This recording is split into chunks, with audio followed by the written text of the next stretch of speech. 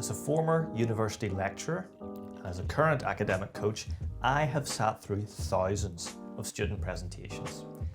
And you can generally tell within the first 30 seconds whether it's going to be good or a bit of a car crash. So if your goal is to avoid looking like a complete beginner and instead you want to look like someone who knows what they're doing, then check out this list of the top 5 mistakes that all beginner presenters make and how to fix them.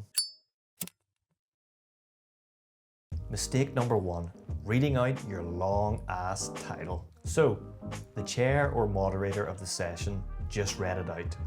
Everyone in the room already knows that your talk is called The Molecular Characterization of the Interferon-Induced Antiviral Response in Hep G2 Cells Following blah blah blah whatever, okay? That's actually a fairly optimistic title in terms of length. Well, then you get up there, and what's the first thing you do when you get to the podium? You read the whole bloody title again. Well, congratulations. You've just wasted approximately 30 seconds of an 8-minute talk, okay? That's roughly 10% of your time gone, okay? Poof, it's gone. People who do this tend to be the same people who end up running over time. Now, when you're a PhD student presenting in your own institution, maybe you'll get a slap on the wrist for going over time. But beware, because I've seen people verbally heckled off the podium at international conferences for using up the time of other speakers. This may not seem too serious to you, you may not realize it, but at its core, it's about respecting the audience and respecting the other speakers. Most of them stick to their allocated time. So when you start to go over yours, you're basically saying that you don't care enough about their time to have rehearsed your talk well enough to stay within the lines. So what's the first thing you can do to streamline your talk? Well, it's to not read out your absurdly long title. In fact, change the title. Long, complex titles are great for journal articles. You know, experts can read the title of a journal article and get the basic info of what the whole paper is about. But this is not a journal article. This is a talk, a short talk probably. So make the title slicker and more accessible. If you can't do that, just avoid reading it out in the first place. Tell the audience the gist, okay? Something like, thank you very much for the introduction. Today, I'm going to show you how we found a new antiviral protein hiding in plain sight. Start with intrigue, not repetition. Number 2, speaking too fast. This one is absolutely notorious. Almost every person who starts public speaking does this one. It's a classic sign of nerves, okay? Your brain's sprinting, your mouth's trying to keep up, your slides end up looking like a blur. This is the most common manifestation of your nerves. It's also sometimes quite tricky to fix because people don't always know that they're doing it.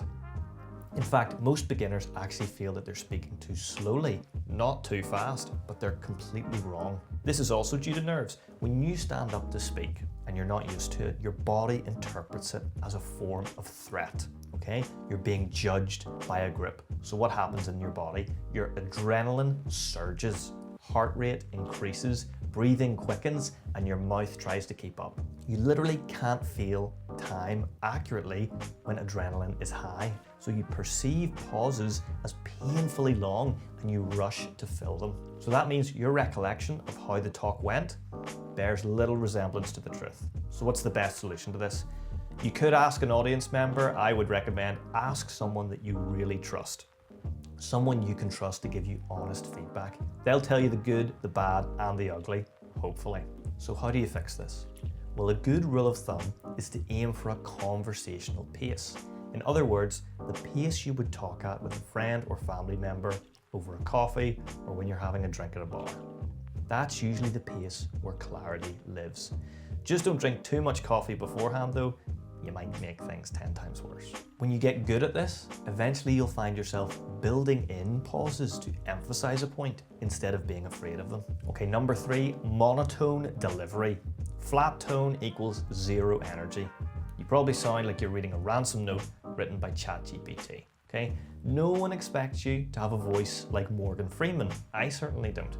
But if every sentence sounds the same, people will zone out. And the last thing you want is people falling asleep when you spent so much time on this presentation. Now, most of us can remember a particular teacher we didn't like, maybe the worst teacher at our school. It's probably a teacher who droned on and on in the same flat monotone voice. Hi, so my talk is entitled blah blah blah, elucidation of the role of interferon epsilon in SARS-CoV-2 infection.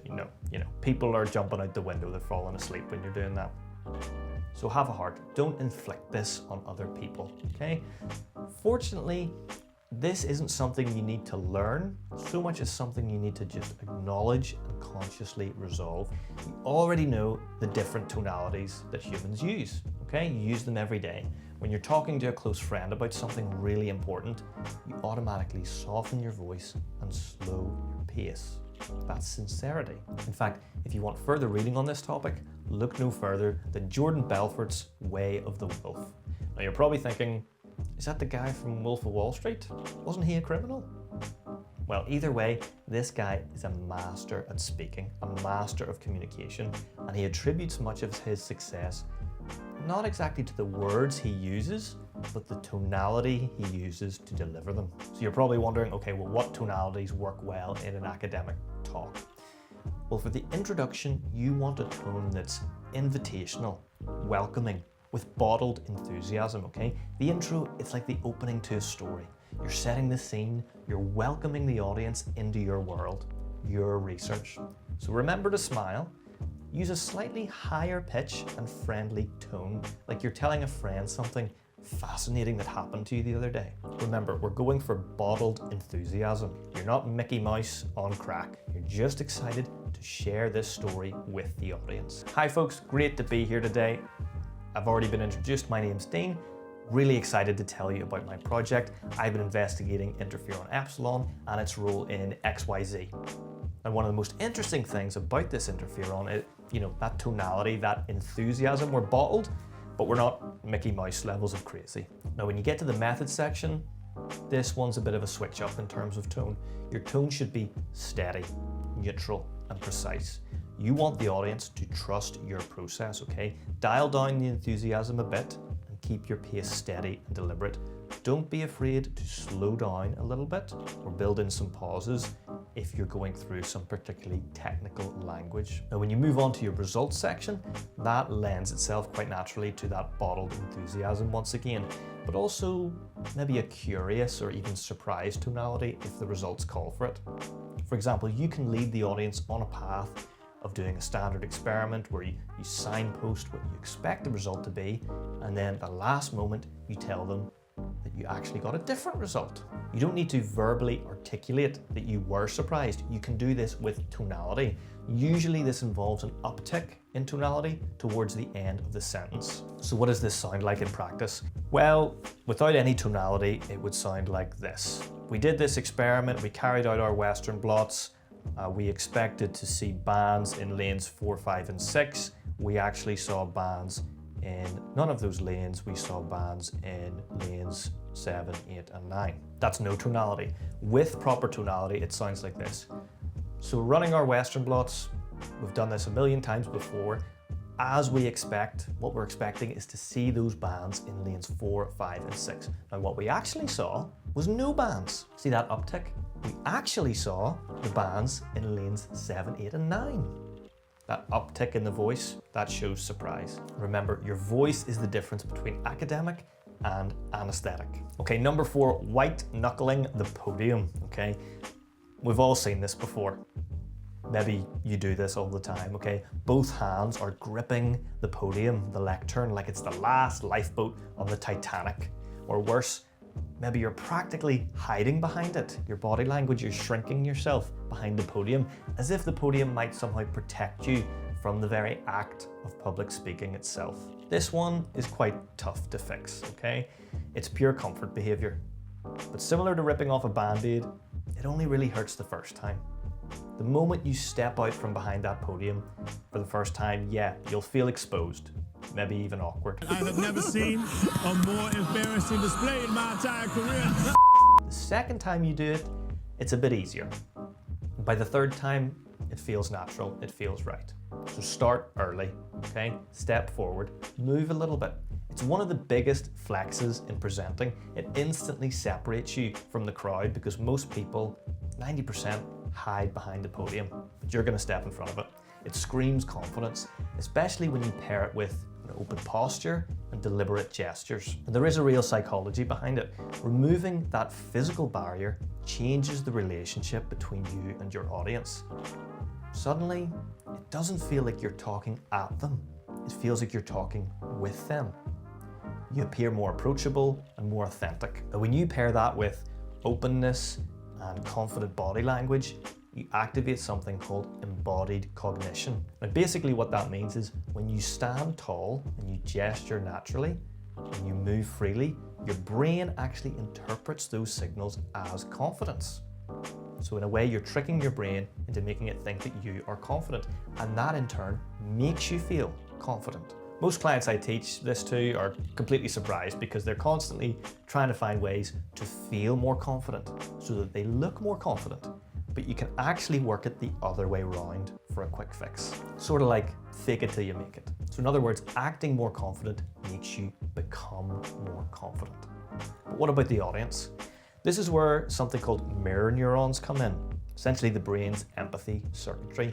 If you look and sound confident and relaxed, comfortable, your audience will feel confident, calm, relaxed, and comfortable watching you. They relax and will be more engaged. Now, a lot of people think that's a load of bunk, but you've probably felt this work just the opposite way around. We've all seen somebody get up to speak in public and they start to choke.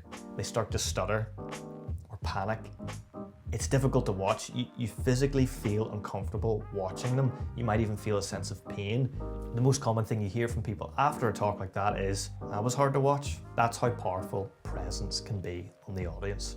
But when you step forward and you're calm, open, and confident, you don't just change your body language, you change the entire emotional state of the room.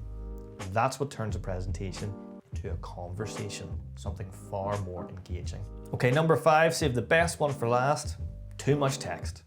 This is easily the cardinal sin of presenting, but I get why you do it, okay? Your lecturers tried to drill it into you. Keep your slides light on text.